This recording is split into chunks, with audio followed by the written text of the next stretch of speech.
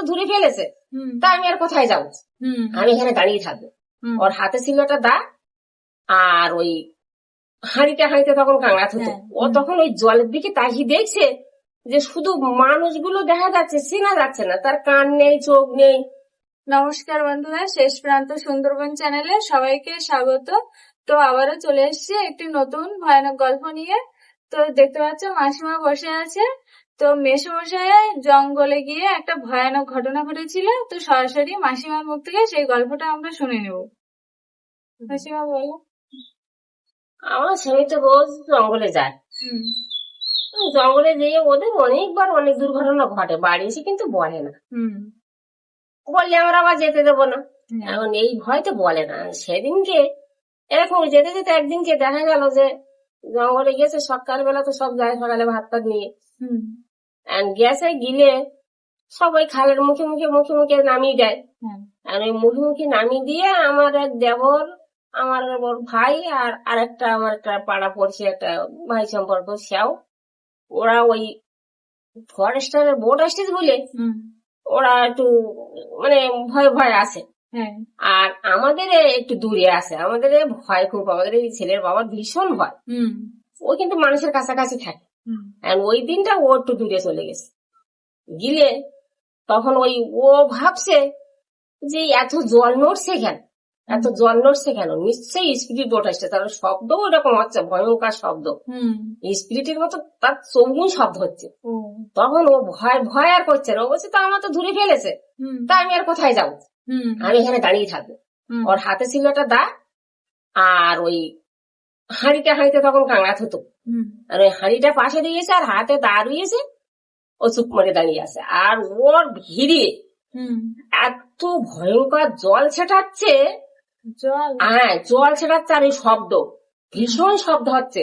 শব্দতে ও বাইরের দিকে কোনো কিছু আওয়াজ পাচ্ছে না, ওই শব্দই ওর কানটা সব মানে বন্ধ হয়ে যাচ্ছে। তখন ও বলছে এরকম হচ্ছে কেন, বিশাল শব্দ, তখন বলছে এরকম হচ্ছে কেন। ও তখন ভয় করিনি। তারপরে ও চুপচাপ দেখে জলের দিকে তাকিয়ে দেখে, আর আমার স্বামী তো একটু গিয়ে নিখুনি মতো না, মানে সব দিকটা স্পট মতো। ও তখন ওই জলের দিকে তাকিয়ে দেখছে যে শুধু মানুষগুলো দেখা যাচ্ছে, চেনা যাচ্ছে না, তার কান নেই, চোখ নেই। মানুষের কান নেই, চোখ নেই, হ্যাঁ ওরকম দেখা যাচ্ছে, মানে ভূতির মতন না কি এর মতন ওরকম ভয়ঙ্কর দেখতেছে জলের ভিতরে। আর ওই জল শুধু এইরকম হচ্ছে, এইরকম হচ্ছে, আর জল ফিটিয়ে উপর উঠছে, গাছ ছাড়া উঠে যাচ্ছে। তখন অনেক অনেক দূর উঠে যাচ্ছে জল। তখন আমাকে ওই তখন ওখানে ঝড় হচ্ছে, ওই ওর ব্যাগ দিয়ে ওটা ঝড় হচ্ছে, প্রচন্ড ঝড় হচ্ছে, হ্যাঁ ঘূর্ণিঝড়ের মতো। তখন আমার ওই মেজে দেওয়ার বলছে যেই গোবিন্দ, আমার মেয়েদের ওপর একটা ভয়ঙ্কর কি ঘটনা ঘটছে, আমার যা মনে হচ্ছে। কারণ মেয়েটা ওই যে সোজা গেছে ওই সোজা আমি দেখছি খুব জল উঠছে, আর ওখানে গাছ গাছালে একদম ডুবিয়ে যাচ্ছে। তখন ও বলে দেখ, তা বলে হ্যাঁ তুই গাছে উঠে দেখ। আর ওই গোবিন্দ গাছে উঠে দেখে যে সত্যি এরকম ঘটনা। দূর থেকে দেখতে জল যে বাগাতে জল উঠেছে সেই বাগাতে ওই গাছগুলো নড়ছে, আর আস্তে আস্তে দুমিয়ে মারি ভাইছে গাছের আগা।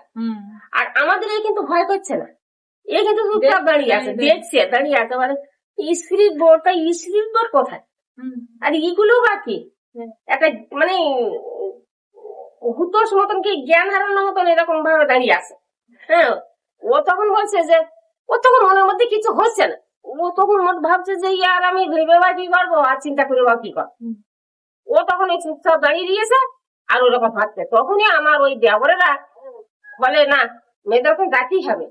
আমার মেয়েদের দেবর বলে কি না ওখানে মেয়েদের ওখানে যেতে হবে, মেয়েরা ভীষণ ভয় করে, মেয়েদের ওখানে না গিয়ে মেয়েটাকে বাঁচানো খুব দুষ্কর বলে ওরা ওই নৌকো টৌকো নীতি এক জায়গাতে নৌকো থাকে, সেই নৌকো নিয়ে আরগুলো আর লোকজন ডাকতে একটু দেরি হয়ে গেছে, দেরি পুরোও গেছে।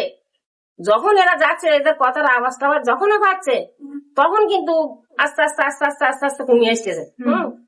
তারপর এরা যখন কাছাকাছি গেছে তখন একটা বিরাট ঝড় উঠেছে, এত জোরে ঝড় উঠেছে যে তোমার মেশিমেশি কিন্তু কিছু হচ্ছে না। তখন মেশিমেশি কিন্তু জলেই দাঁড়িয়ে আছে, চুপ করে দাঁড়িয়ে আছে, হাতাটা দাঁড়িয়েছে, বাঁ হাতে হাঁড়ি ধরে রেখেছে। তখন এই হাঁড়ি নিয়ে যেতে সব কাংড়া ধরতে। তারপর ওরা বলছে ওই ঠেলা ওখানে যাবো কি করে, মেজদা নেই,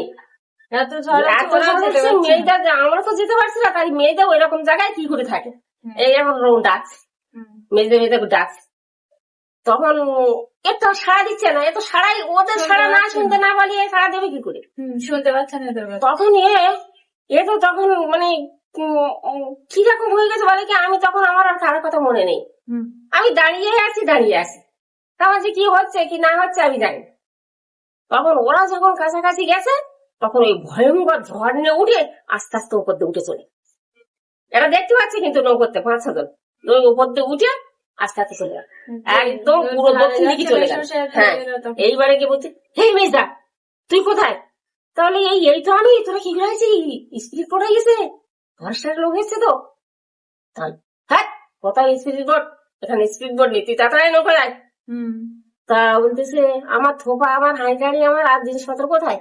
তার সব তো কাছে আছে। আর ওখানকার ওরা কিছু বুঝতে পারছে না, তার মানে ওর সেই জ্ঞান ছিল না, ওই শব্দই ওর মোটামুটি এর মতন হয়ে গেছে। গেলে ওই মানুষ তখন ওরা ওই নৌকায় তুলে নিয়েছে, নিলি তখন বলতে পারবি তোর এখানে কি হয়ে গেল? তো বলছে কিচ্ছু হয়নি, ওই স্পিড বোট হয়ে গেল। আসে তো আমাকে তো নিয়ে এলে না, ওরা চলে গেল আবার। তা চলে গেছে জানিস কেউ, তার উপর দিয়ে চলে যাচ্ছে স্পিড বোট, আর জলও উঠছে, জল বেড়েছে খুব নদীতে, তাই না? খুব নদীতে খুব জল বেড়েছে। তখন আমার এই দেবর বলছে কি যে মেয়েদের তো খুব ভয় করেছে, তাই মেয়েদেরকে তুলে নে, আর আজকে কাঁকড়া ধরো দরকার নিয়ে আমরা চল বাড়ি যাই।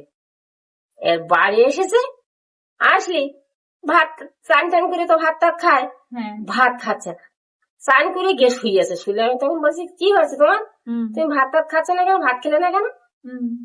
তা আমার বলছে কি যে আমার খিদে হয়নি, আমি এখন খাবো না। তারপরে ঘটনাটা তো রাত্রি ঘটছে, তারপরে কি হচ্ছে তো এই ঠিক এসছে একটুখানি বেলায় এসছে, তখন তো বেলায় গেলে কাঁকড়া ধরে, বেলা এবার পরস্পর তো কোন উঠে যায়। এখন ওই আমার বলছে কি যে আমি ভাত খাবো না।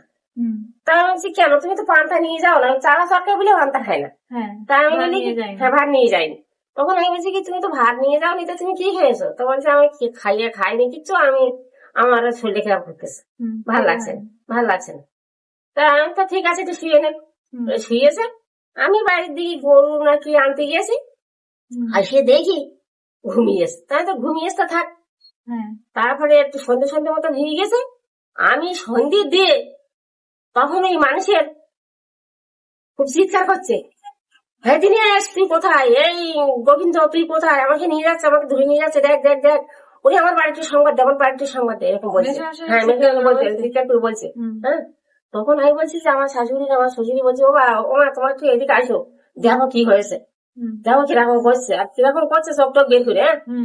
তারপরে আমাদের ঘরে চতুর্ধার দিয়ে মানে ভয়ঙ্কর শব্দ হচ্ছে, আর যেন মনে হচ্ছে অনেকটা গরু যেতে গেলে শব্দ হয় ওরকম, মানে হুপ্পার শব্দ হচ্ছে, আর ঘুম ঘুম ঘুম ঘুম একটা শব্দ হচ্ছে।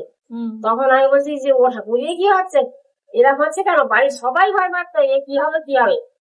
তারপরে আমরা তো ওই ভালো না, তখন ওই শশীদার বাড়ি গেলাম, শশীদার বাড়ি যেয়ে ওখান থেকে ওদের দেখে আনলাম, ওই নিয়ে বললাম যে একটুখানি কি করলি হয় কি না করলি হয়, তোমার তো করে দাও দেখিনি, কিচ্ছু করে কিচ্ছু হলো না। সারাটা রাত ওরকম কি অবস্থা, কারো তো ঘুম পাড়তে দিচ্ছে না, দরজায় বাড়ি মারছে, কোথায় বেড়ার গায়ে বাড়ি মারছে, কোথায় বাড়ি দিয়ে হাঁটছে, কোথায় ছুটছে, এরকম করতে করতে সেই রাত্রির দিকে মানে রাত্রে আর্ধেক হয়ে গেছে, হয়ে গেছে, তখন দেখি মানুষ আস্তে আস্তে অতীতে ধারণ কারণ দিয়ে গেছে, আস্তে আস্তে মানুষ একটু ঘুমিয়েছে। এই হলো শান্ত। তা আমার স্বামী বিরাট ভয়ঙ্করের পথে ফিরে এসেছিল, ঠাকুর সেই ছিল, মা বনদেবী সেই ছিল, তাই আমি কোলে পেয়েছিলাম, নইলে কিন্তু পাওয়ার কোনো আমার আশা ছিল না। তা আমরা তো এগুলো জানতাম না। তারপর আমি সকালবেলা আমার দেবরকে সংবাদ দিলাম, এর মধ্যে তো আমি শুনতে পারছি না, আমরা আমাদের কিছু বলতে পারছি না, বলবে না তো ভয়তে, আবার যাই যেতে যাবো না, এইবারে আমার দেবর আসলো, দেবকে বললো কি হয়েছে বা, তো হচ্ছে ও দি এই হয়েছে মেয়েদের ঘটনা।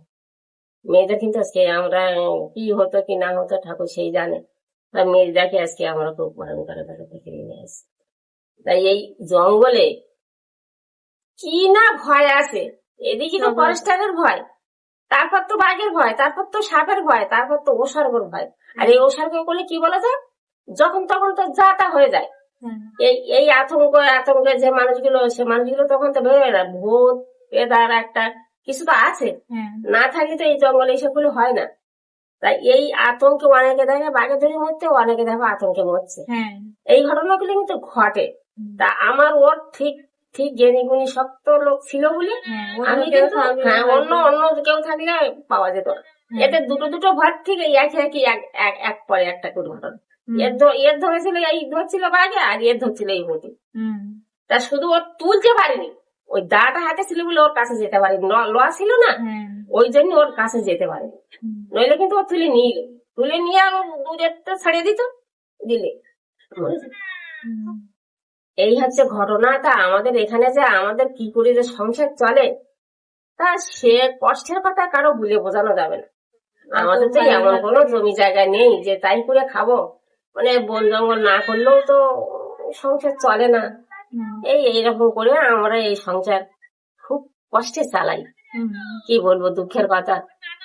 আপনাদের মুখের ধারে এই কথাগুলো তুলে ধরলাম খুব কষ্টে।